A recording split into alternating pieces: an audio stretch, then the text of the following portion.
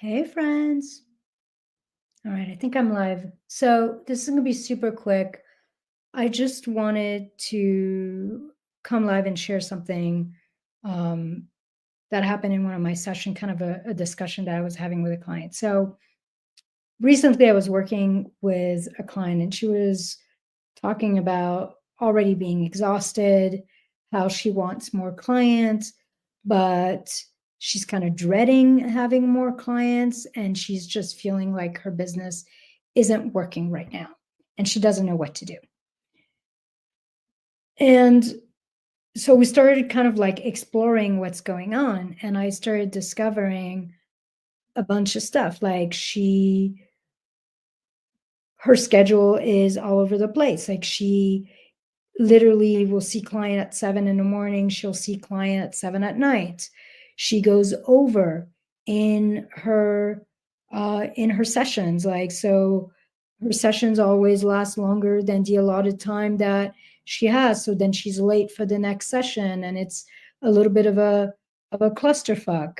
Then in her own life, like, we started looking at what's going on and how busy she is, and she's always got like friends that she's supporting and helping move and helping do this, and like, essentially she is everything to everyone.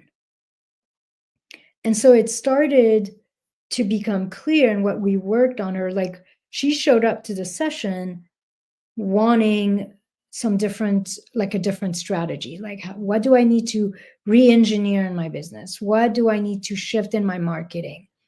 But really what it ended up coming to was capacity. Like, literally, she could completely redesign her business for more clients. If she continued to feel the way she was feeling, she wasn't going to have space to welcome new clients. She would resist expansion and growth. And so here's what we came to that I want to share with you.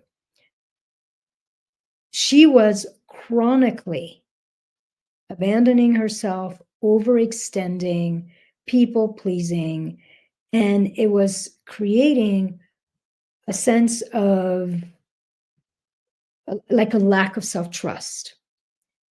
What people don't understand is that capacity isn't just about your business architecture and about designing your offer, designing your delivery so that you have space for more.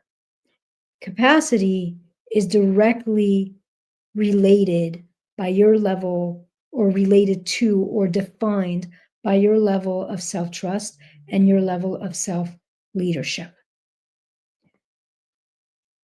The degree to which you trust yourself to have your own back, the degree to which you trust yourself to lead yourself through whatever shows up in a way that is empowered in your life, literally defines your capacity to receive and hold more clients, more visibility, more money, more responsibilities. It is what truly defined your ability to go far and to expand. So the degree to which you have your own back, the degree to which you trust yourself to hold your word to yourself and to uphold your own boundaries and your own commitments to yourself, is essentially what sends the message to your brain and to your body about whether or not you have the capacity for more. If you are continuously like eroding yourself, continuously not following through on things for yourself, continuously saying yes when you mean no, essentially what you're sending, the message you're sending to yourself, is that you don't have space for more. You're already at capacity. There's like all this thing out there about, like having strong boundaries with others, and that's important. But really, even having strong boundaries towards others always starts from having strong boundaries with ourselves. And there's all sorts of ways that we let ourselves down. Like when you break your word to yourself, the bad habits that you know you should stop, but you're kind of continuing to do, like me watching a show until like 1 in the morning is an example of that. Like that is a way that I am basically sending the message to my brain and my body that I am not trustworthy with growth, with myself, that I won't make the right choices to literally set myself up for success. Or it could be negative thoughts, negative stories that you're still entertaining, you're still allowing to rent space in your head. Um, Essentially, what defines your capacity is not between you and another person. It's not between you and your strategy.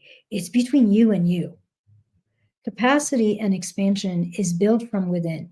It's built on you being committed to your own growth and your own stability 100%.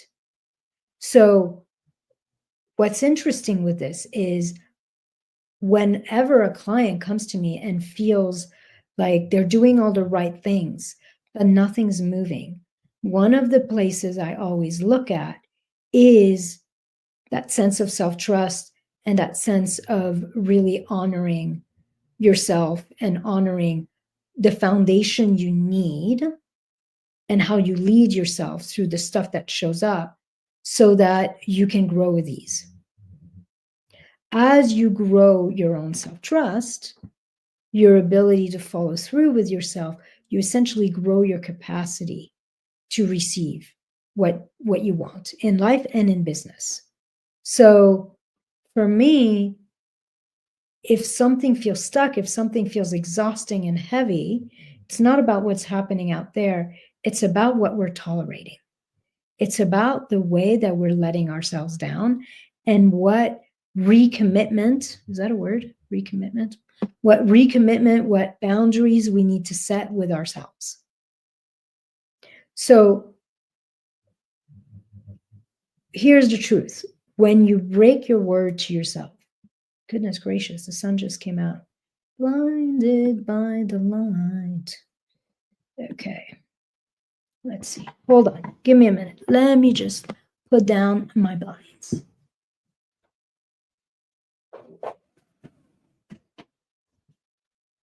All right. Much better. Let's see if I can remember what the hell I was saying. So when you're breaking your word with yourself, when you're abandoning yourself to please another in some ways, when you don't follow through on something that you set that is important to you, you are really practicing dishonoring yourself. You're practicing the belief and the knowing that you cannot trust yourself with more, that you cannot trust yourself with expansion or to hold expansion. When you do that, you essentially constrict your capacity to receive, and you are actively in service to limitation. So, in life and in business, how we treat ourselves, the standards we set, how we lead ourselves in the day to day, not in the big things, in the day to day, really defines your capacity. And in the end, how you show up for yourself, there's only two directions it goes. You're either serving expansion and infinite possibilities, or you're serving limitation. So with my client, where we ended up going is I told her to stop trying to change her business, that I actually wanted her for the months to really play around what it would take for her to just like reclaim her schedule. And we really checked in like with her body, what felt good, like when does she want to start working? By when does she want to be done? When does she want to have a lunch break? And to really like go in her schedule for this like the end of this month and then next month, to go in her schedule and to make those changes, to literally block out anything that doesn't really feel like a yes in her body in terms of her schedule. And then I invited her to really commit to having some kind of, and by the way, this is the kettle calling the pot black in some ways, because my clients will tell you that I run over on my sessions almost all the time, especially if I will never be late to another client, but if I don't have a client right after, if I don't have a meeting right after, like I will definitely run over. And that is something that I probably have to work on. The shit we do with clients oftentimes is the work we have to do with ourselves. But essentially, her next homework is to let her clients know that she's actively working on self-trust, self-leadership, honoring of her schedule and her boundaries, and that she's going to set an alarm 10 minutes before the end of the call so that they can wrap up the call and be done on time. And I said to her, I want you and I to have a conversation next month and see how those changes have felt. And I guarantee you that she will come back on the call and she will feel more relaxed, more in control, less pulled and strained and heavy. When you start to feel more in control in your business, when you start to feel like you can hold yourself, you can lead yourself, you can trust yourself, that's when you want to start looking at whether or not you even need to tweak your strategy, because usually that's when you restore the flow. So my invitation for you in this short little share is to check in with yourself.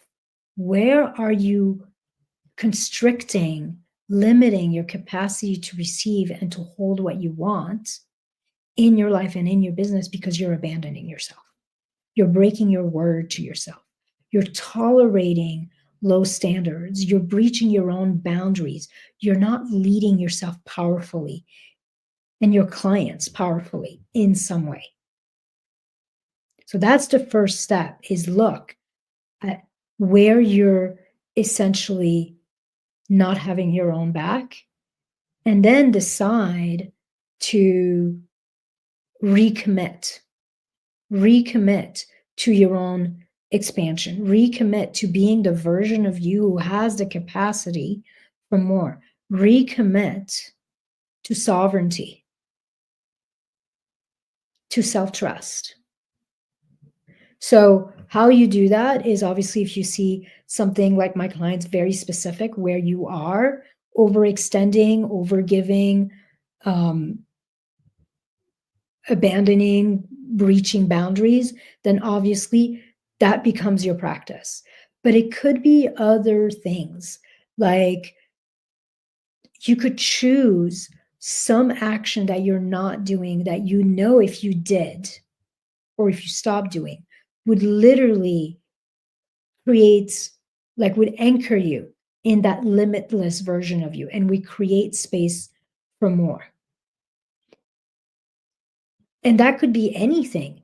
It could be like going for a walk every day. It could be going to bed at a certain time. It could be not working past a certain time. Choose a habit you want to really anchor, because that habit will send a message to your brain and to your body and to life that you are leading yourself and you are ready for more.